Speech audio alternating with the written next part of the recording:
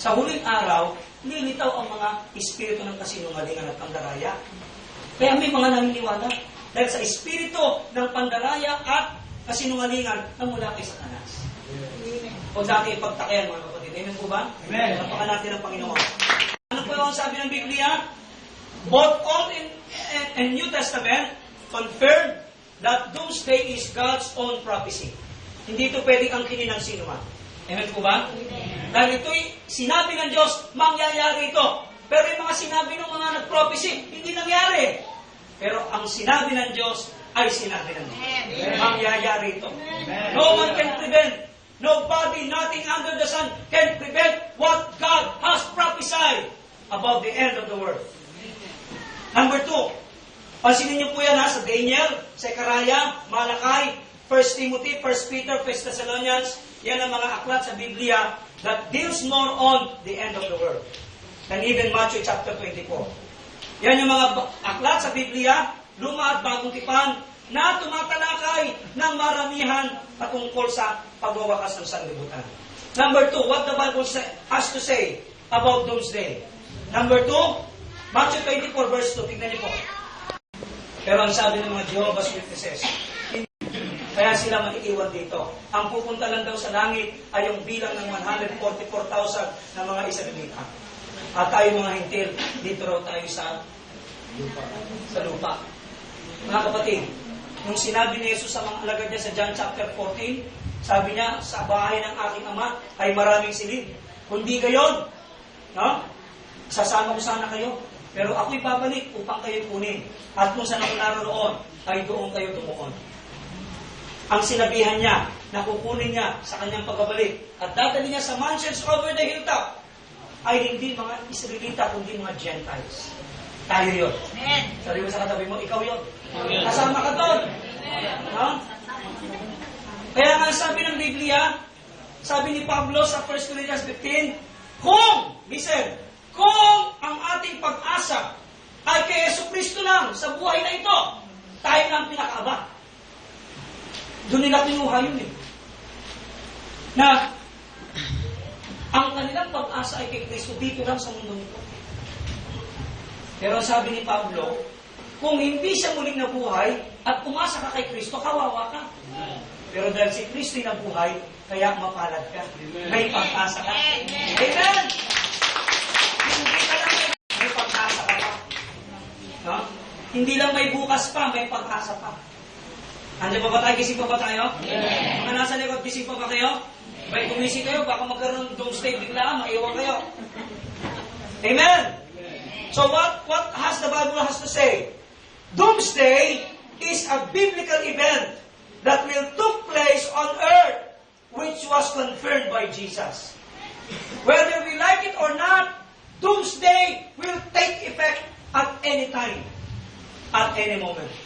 Ito ay kinumpirma ni Jesus. At sabi ni Jesus sa kanyang mga alagad, sinasabi ko sa inyo, tinitiyak ko sa inyo, walang matitirang bato sa ibabaw ng kapwa bato. He's talking about the end of the world. Amen? Walang matitira dito. Everything will be destroyed. All the heavenly bodies and everything that is on earth will be destroyed totally by fire. Not by blood, by blood, but by fire. Yan na ho, hindi na ho sa tubig gugunawin ang mundo, sa apoy na. Amen. Nakita niyo ang tindi ng init niyo, mga kapatid? Tama ho ba? Amen. Baka sa susunod na mag-aircon ka, apoy na rin ang lumabas dyan. Ha? Kahit itodo mo pa yan. Tapos pag nagpapaypay-pas, nakahangin na lumabas, apoy na rin. Sa sobrang init, napaypay mo yung init. You see, patindi ng init. Amen po ba? Amen. It was confirmed by the Lord. Number 3, Matthew 24 verse 1. Tingnan niyo po.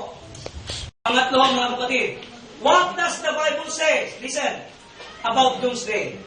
In verse 1, Matthew 24, ang sabi nito, doomsday was a deeply concerned event of Christ's disciple. Pakinig kayo mabuti.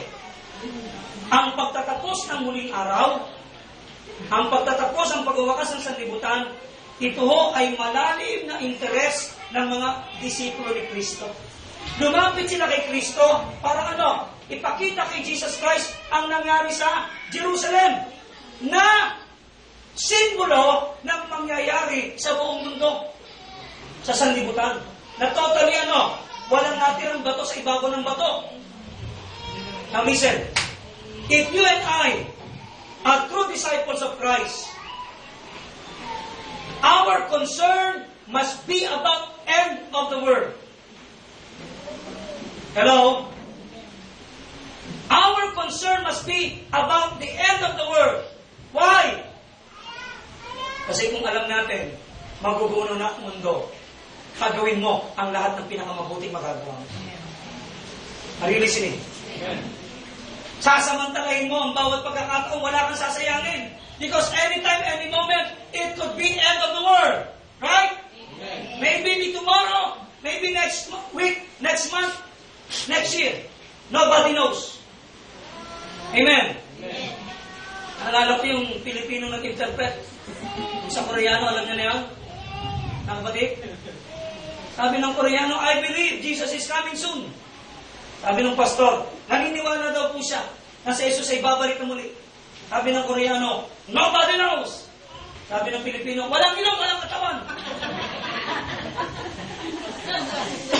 Imagine yung interpretasyon niya, literal. Narinig niya lang yung nobody, no knows At ang una sinabi, babalik si Jesus, walang ilong, walang katawan. Grabe, Mga kapatid, hindi mo bawal ang tumawa. Nasama-sama. Ang bawal tumawa ay nag-iisa. Dahil baka may sayag ka na lang. Tumawa tayong lahat. Palapakan natin ang Panginoon. Sabi ng Biblia, in the presence of God, there is fullness of joy. Ano ba tayo? So the end of the world should be our deep concern event. Why? Sabi ng Biblia, Titus chapter 2 verse 13, this is our blessed hope. Ito ang hinihintay natin. Pag-asa ng ating mga pag-asa. Amen? Sa araw na ito, ng end of the world, matatapos ang mga luha sa ating mga mata. Matatapos ang mga sakit at karamdaman, lahat ng alalahanin sa ating isipan, kabigatan ng ating kalooban, matatapos when the end of the world comes. Kaya sa ating mga Kristiyano, this should be our concern. Itong concern ng mga alaga, Lord, tingnan niyo po, tingnan niyo po ang building ng Jerusalem. Walang natira sa ibabaw ng kapwa ba ito? Ano sabi ni Jesus? Sinisigurado ko sa inyo. Yan talaga ang mangyayari. Jesus is pertaining to the end of the world. Amen? Amen! Kaya kapag ang mindset mo is everyday end of the world, lahat ng nasa sa iyo gagamitin mo para sa Panginoon. Your time, your talent, your effort, your everything, your treasures, at tinatangkilik mo, gagamitin mo yan sa Panginoon. Amen? You will make everything in your life productive and useful for God and for His kingdom. Pero kapag sinasabi mo, tingnan niya, pag sinasabi mo at may pecha, December 21, 2012, tagal pa. Pero lang, kuya, ako ikaw. Tagal pa yan. No? Pwede pa yung bago isang araw, tsaka tayo maghanda Nawawala ang sincerity. Nawawala ang sincerity of preparation. Amen po ba? Amen po ba? Nawawala ang seriousness about our faith. Kung mayroong date, the sincerity of our faith ay nawawala ng halaga. Tama po ba? Lapakan natin ang Panginoon. Deeply concerned event. Sabi ng isang mangangaral, dapat pag nagpipreach ka, lagi mong iisipin, yan ang pinakahuling araw mo ng pagpipreach. At ikaw ay mawawala na sa mundo. Sabi ko, bakit naman? Para lagi ang mindset mo, ibibigay mo ang the best mo.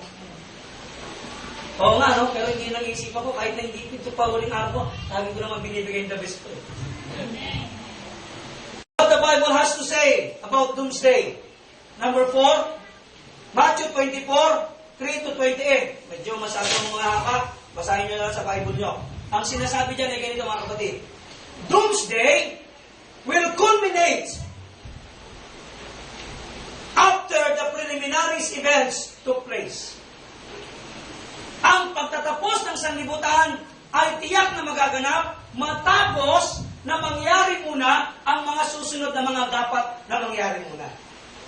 Kumbaga sa ang end of the world is the climax. Pero bago dumating ang climax, merong mga senaryo sa pagtatapos ng istorya. Amen po ba?